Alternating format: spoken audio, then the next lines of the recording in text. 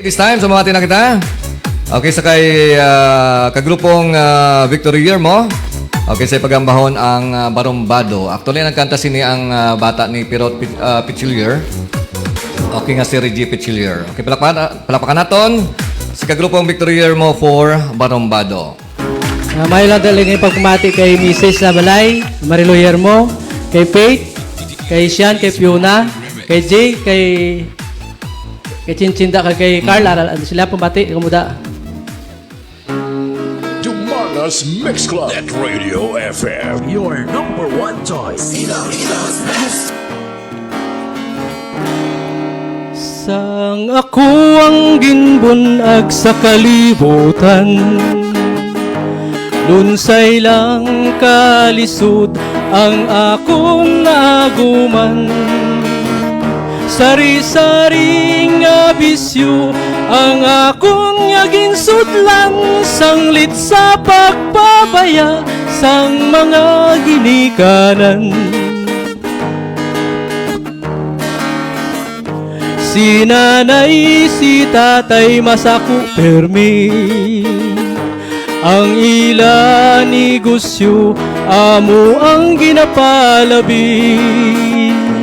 Halos adlaw-adlaw masunsun ang pagbiyahe, ang ila pagpalangga wala ko mabatyagi. Yeah, baby! Diri kag natunan ang bisyo, sinihan kag bitahan ng ginabalik-balik ko. May makadto sa diskuhan upod sang mga amigo, hindi gid mapaiway ang pagkabarumbado.